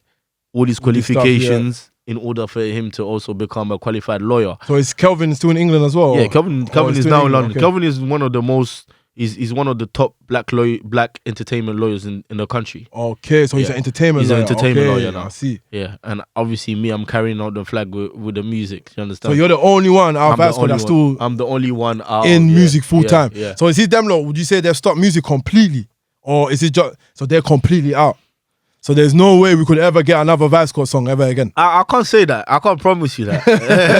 I can't because I think you lot should definitely do that. You don't need to give us... I can't really promise you that, because I never know what the future holds. But it's like they will always... They're my brothers. Do you understand what I'm trying to say to you? Even to this day, since it doesn't matter, since we've broken up, we still chat to each other. So it didn't break up because of like an argument or any problem. It was just that everyone just had their own path. So that's what it just made more sense. That's what I'm saying. And it would never be that, because remember what I told you, how the friendship and everything started. Everything started organically. So it could never be like we're brothers at the end of the day. Do you understand what I'm trying to say to you? So we will always be brothers till the day we die. Like it will never be a situation where it's nothing that we cannot talk about. Okay. So that's something that like was all agreed by all of us, and everyone had the same agreement, and we were all on the same wavelength with no bad blood. So it's because now they're my brothers, bro, for life. Fam, we've been through way too much. There was. Nah. I know exactly what you mean. So also like at that time as well, when vibesquad started basically disbanding, I also noticed as well, ironically, Afrobeats in UK also started declining at that same period. I noticed like people started coming down, and a new sound started coming out. Obviously, like the J Husses and that new. It wasn't Afrobeats no more. But now it's Afro instrumentals. But now people are rapping crud on it and all the things there. So basically, and then saw the decline in the mistasilvas. Obviously, Kwamzandsilva still had, I think, takeover. They still had takeover. I feel like everyone was doing their thing, but it's like, just remember that as UK Afrobeats, we never had a structure. I know. So it was a lot of pulling from ourselves, and it's like, you know, at some point, in order for a genre to grow, there has to be a certain structure. And what we need to understand is that when we were pushing Afrobeats in the UK, no one were coming to give us a deal. No one come on to give us distribution. No one was coming to Nothing. Nothing. Do you understand what I'm trying to say to you? We basically made all these noise based off our own back. Do you understand what I'm trying to say to you? Yeah. So, of course, after a while, it's going to be hard. Do you understand what I'm trying to say to you? It's crazy. But it's like, what I'm happy about is that, yeah, it happened, but it's like now everybody's on game. Everybody's learned from their mistakes. Because we made mistakes. You understand what I'm trying to say to you? I can only talk about myself. You understand what I'm trying to say? And then the experience that I've had within Vibe Squads. And I feel like, personally, I feel like Vibe Squad, we made certain mistakes back then, but it wasn't our fault per se, because there wasn't no structure. And it's like, imagine imagine being in a new sound and you're trying to create your own sound within that sound that's completely new, that no one's familiar about, and there's no structure. There's no, you can go to this person to get it played on radio or get PR or get marketing, or you understand what I'm trying to say to you, or this person is going to distribute your song and get it pitched for playlists. There was none of that, bro. So it's just putting on YouTube. Hopefully you get a play on radio, and then hopefully it blows. Hopefully you get enough reception to stay on rotation every week, 1 day a week. Do you understand what I'm trying to say to you? Crazy. That's what we had. So it's like, what we need to understand is that now we are all in better places to push the genre in a better way, so that there's sustainability and people can actually see the greatness for what it is. Do you understand? And it took years to build. Yeah, it took years, but it's a shame that right now the younger generation is not trying to take that in at all. But you know what it is? Some are not trying to take it in, but there's a large majority that are taking it in, that are in close with their roots, which is good. Well, bro, remember what I was telling you? It came from nothing. Yeah. No one was taking it in. Anyway. So the fact that people are taking it in now, bro, we take it like that, bro. Yeah, because you came in with nothing. You came with nothing. So the small that we have, we cherish it.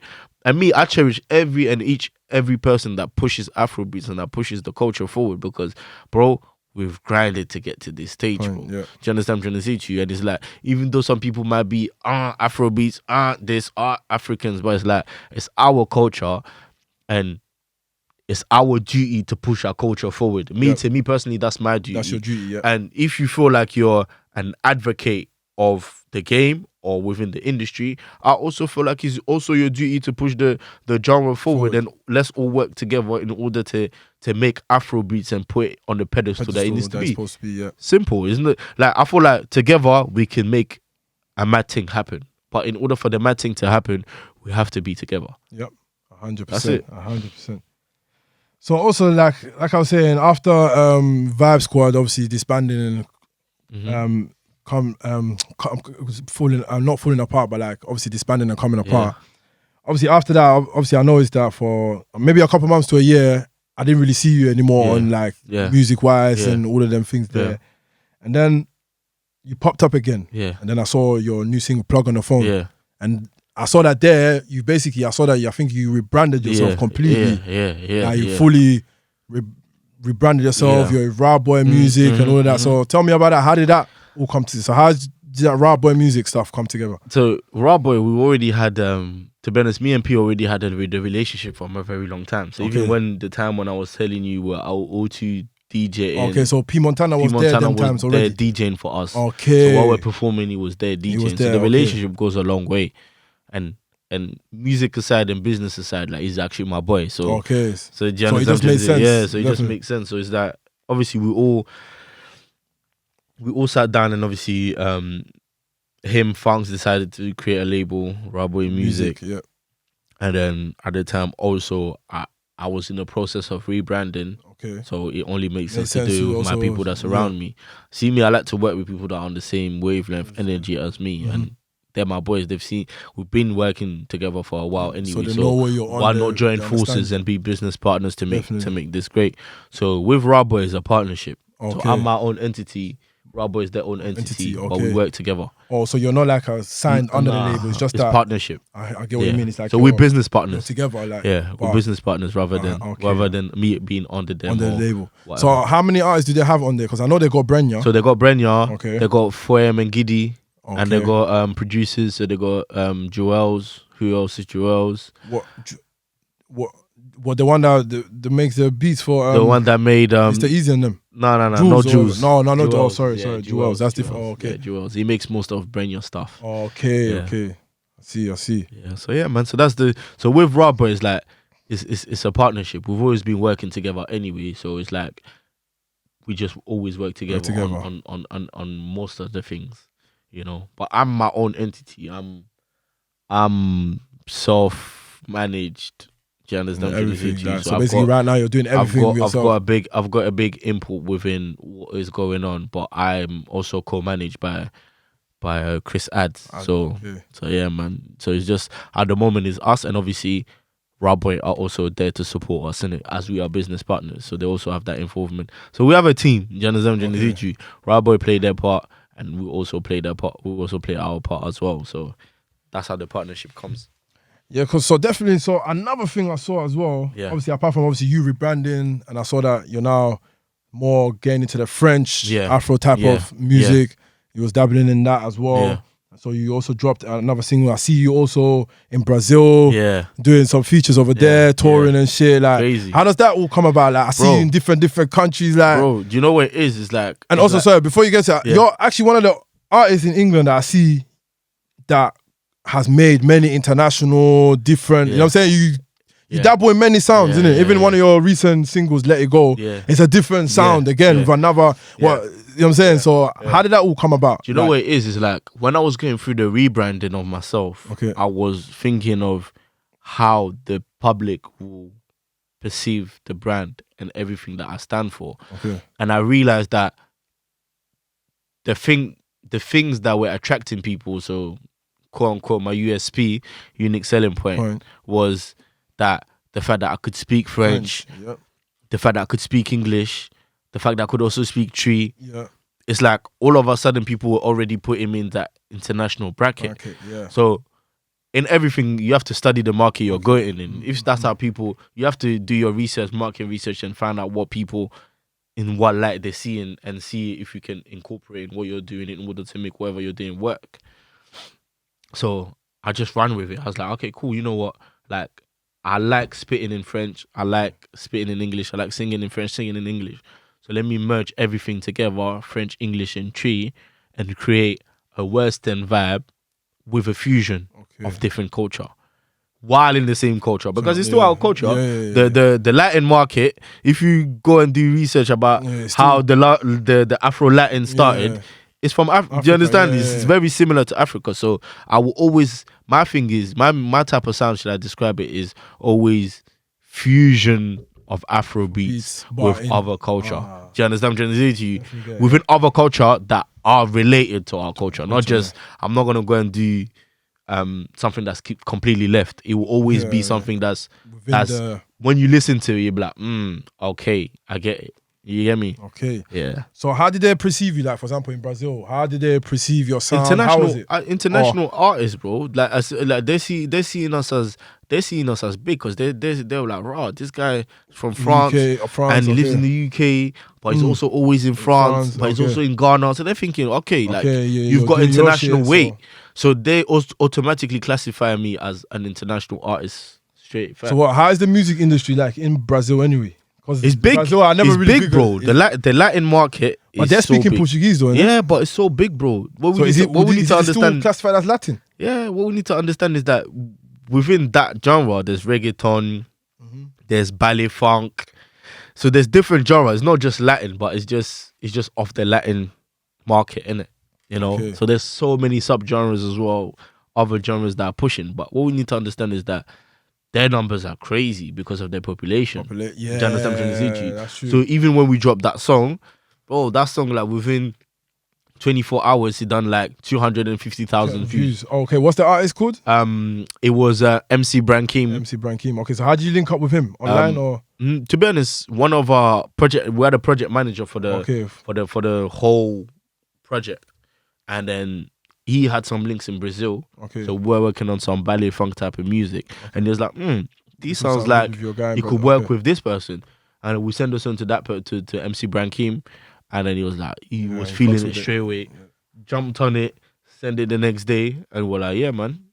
So is it easy working with? Yeah, like easy. Them man are cool. Like them man are cool. More time more time they're seeing what you're doing already. Okay. So they're already sold. So it's just about when you link them, they pre your vibe if you're on a calm vibe. And then you just connect organically. Like, yeah, it wasn't that there wasn't no problem, bro. Okay. They showed us love, took us to get food, drinks, everything, bro. Literally. Okay. So another highlight that I saw is like I remember one time I was on the time when Afronation started popping. I was on the train to go work and that.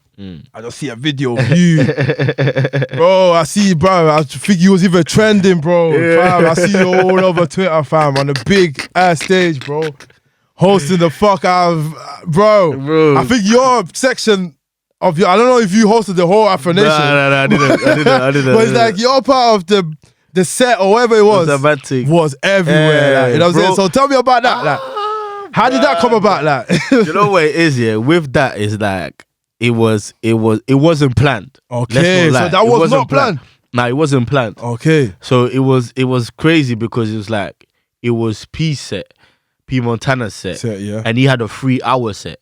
3 hours? He had a 3-hour set. And obviously he was like, okay, cool, like your hair.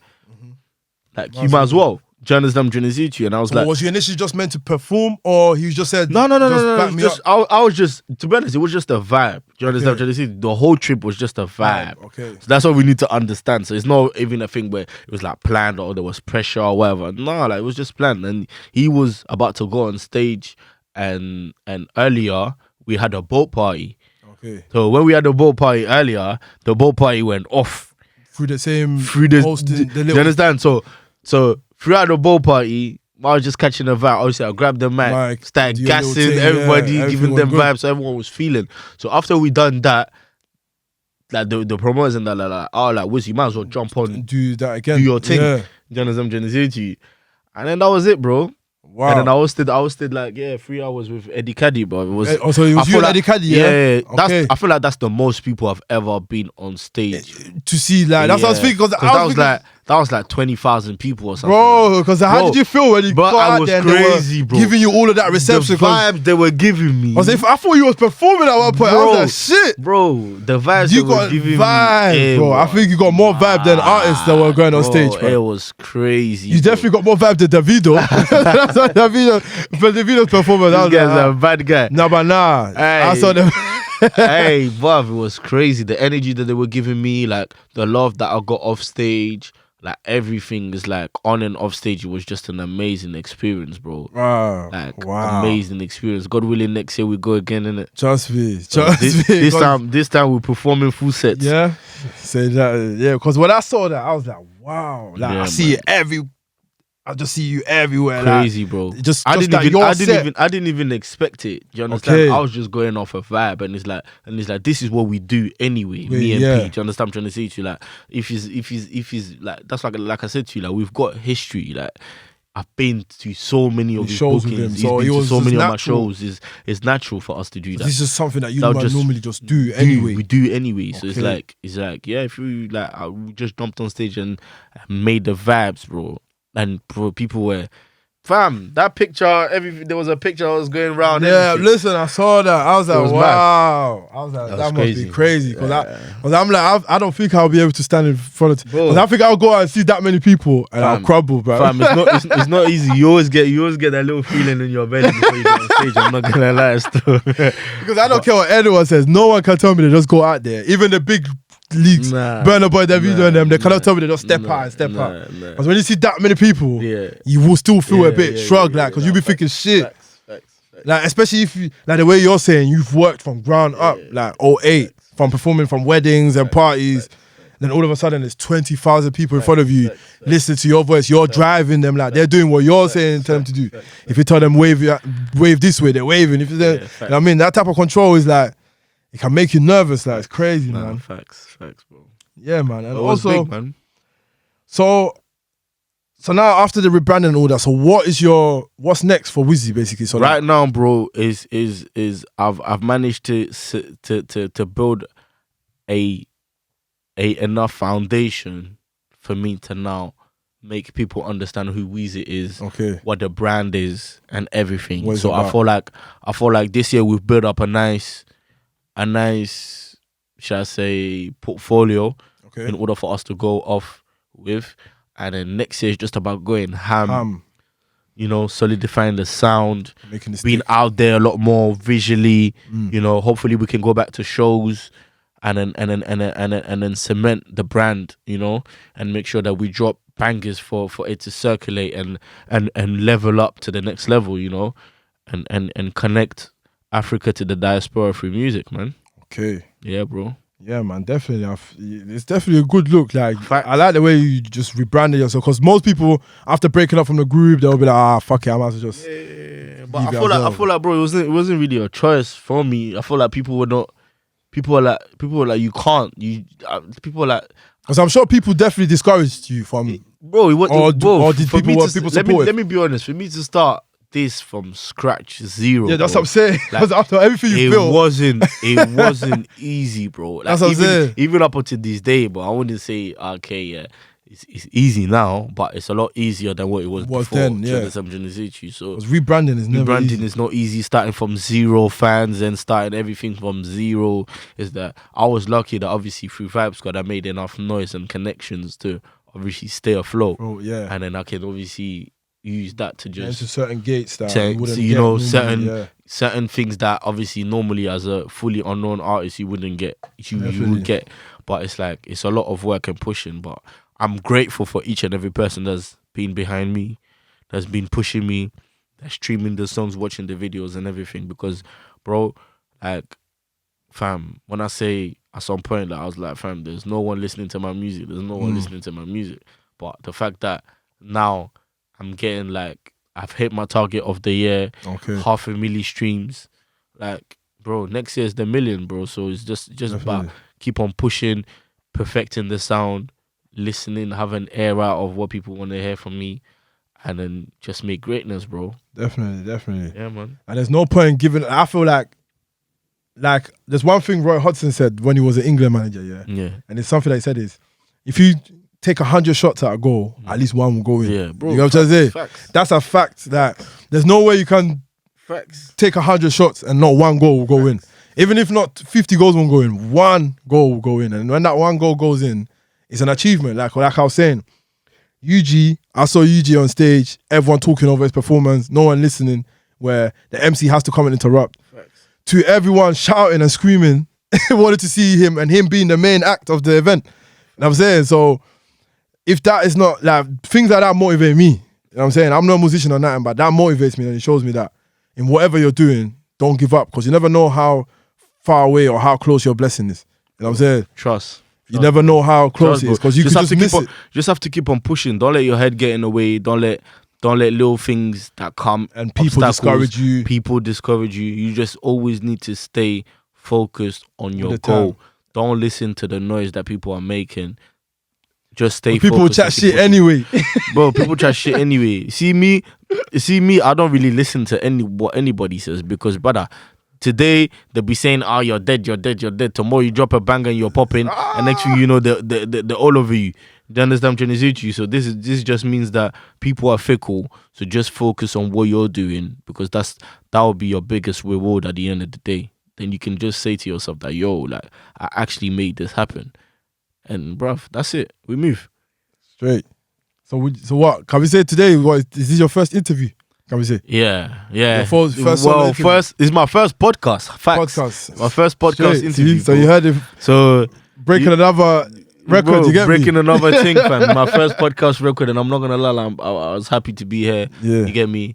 Very transparent. You understand me? Yeah, you know me. I always keep it real, yeah, but I ain't got 100%. nothing to hide. So I'm definitely also grateful for coming on. You know what I'm saying? Bro. I'm very, very grateful for that. You know what I'm saying? Listen. Anyone that's there supporting what I'm doing, I will always send that love and energy back. Do you understand what I'm trying to say to you? So 100%. Don't worry about that. It's so good. We're in this together, bro. 100%. Because I felt like people have to hear your story. You get me? Because right now, even me, I've learned a new thing. I didn't even know that you lot were doing this from 08. Yeah. You know what I'm saying? I thought you lot were just doing it from 2011 times and that. But you lot saying that this shit there back from 08. And you and mistasilva and them lot were trying to do your thing then. And Ghana in the park used to push you lot behind from then. Trust me. You know what I'm saying? So Trust me, it hasn't that been transition, people probably didn't even know. They that. didn't know. You know what I'm They saying? didn't know. Because but because there's a lot of unsung heroes in it. Do you understand? A lot. To you. So it's like sometimes, like for example, if I stopped music when vibesquad stopped, you wouldn't have been able to hear this definitely story. not. And Definitely not. this is one of the things that keep on pushing me forward to just keep on making music, so that I can also bring awareness on how certain things happen and how we got here. Definitely as well. When I go Ghana, I hope I can also have a conversation with D. So Bro. D, if you're watching this, when I come Ghana, I definitely need to have a chat with Facts. you as well. You get me? And Facts. Kelvin as well. You know what I'm saying? Facts. Because, like I said, in my opinion, you lot in the UK started this thing. Like, I can't think of any. I've tried to think of people like I can't think of anyone else that started Afrobeats. Like, even to me personally, exposing Afrobeats in the UK for people that live in the UK, it was you lot were the first. So Appreciate you lot don't that. understand how many other people you lot have birthed. Yeah, you know what I'm saying? appreciate Through it, this, because the Kwzys, the Jay Hollands, you know what I'm saying? You lot have birthed many other people from this, you know what I'm saying? NSG, bro, you know what I'm saying? We're all together. Even NSG, bro. we got Like, tunes with NSG. You of know course, this. I seen it because you know were with them, because they were even a group. Let's be honest, at the beginning, people really didn't really want to take them in. as well. But like I said to you, every time you come up with a new sound in the UK, people People are not don't open take to it. It's not. That's what I'm saying. So this what you're saying just backs up what You're saying, yeah, because people were not taking it. Because People I used to listen to them from Love and Affection days. I used to think them niggas were hard, but That's people what I'm just saying, never but used they're to not take taking them them in. wine and Koch days. People just won't take them Bro, boys in. They were it's like, mad. there's too many of them. There's mad. this, there's this. It's mad. And now look at them now. You know what I'm saying? They're doing big things, opening bars in Ghana and shit. It's You mad, know what I'm bro. saying? Like, It's mad, bro. Big it's up, crazy. Big up NSG, man. each and every time. 100%. Like, Yeah, man. they did their thing, man. They didn't give up. Yeah, Like, that's one thing I've noticed. Like, giving up is the worst thing you could do, man. worst. In the entertainment thing, man. thing you can do. You know what I'm But saying? yeah, man. But yeah, definitely. Thank you very much for coming, man. Thank know you what I'm saying? for We've had a having good me, bro. conversation. Big up each and every time. Whenever you need anything from us, you already know we're there for you, man. Thank you, man. Thank you very much for No that, worries, man. Charlie. So yeah, what is there anyone that you want to shout out or anything like that? I want to shout out vibesquad. Obviously, my guys, Kelvin D. I want to shout out Chris Ads, my manager, each and every time. I want to shout out Rahboy each and every time. The whole gang, GHB2B, we're in this together. Yo, all the UK Afrobeats, man, them. Anyone that's pushing the culture forward in the UK, across the board, all the way to Africa, to the diaspora. Big up everybody. I can't cite everyone's name. You don't already know who you are, man. Bam. It's 2 minutes. But also one more question: how long do you think it would take for us to get another Vibe Squad? All three of you on one track. You're asking me questions. You're asking me questions that I don't have the answers. Because you to, never man. know, but your fans might want it. You know what I'm saying? Vibe Squad fans definitely want that. Vibe Squad fans, spam all of them, bro. We'll have to see. We'll We'll leave have to see. at least one more Vibe Squad song. You know what I'm saying? You just can't leave it like that. We have to see what I've gone. We have to see what I've gone. 100%, man. Thank you very much, man. Yeah. Thank you for having me, bro. Yeah, so this is your boy Nana. This is the 11 podcast. Shout out to 5-7 each and every time. The coolest podcast in the world. I just had a conversation with W1zzy Vibe Squad. You know what I'm saying? Pioneers of the Afrobeat thing. We move. Like we said already, if you know anyone else, you can correct us in the comments or whatever. You know what I'm saying? But do your research first. Do your research first. Thanks everyone for listening. Make sure you subscribe to our Spotify, our YouTube. Make sure you subscribe. Also follow us on Instagram, 11pod or 11 podcast. And put your Instagram out there as well. So Yeah, my Instagram is at W1zzy __. You see a Ghanaian flag in there and a French flag in there. That's me. And yeah, man. I've got music out right now. Craze. I'm about to drop a new single called Onto Me. So yeah, watch out for that. And then yeah, man, just keep on showing some love. Come and follow me. Come and hop on the journey, and trust me, you won't regret it. Yep. Ow. And also, yeah, like I said already, you can follow us on Insta, 11 podcast, or just type in 11pod, or on YouTube, Ellevenmedia. Make sure you also subscribe for more. And also on Twitter, 11pod as well. Till later, we're out. Bow. Wow. Might you be graduated?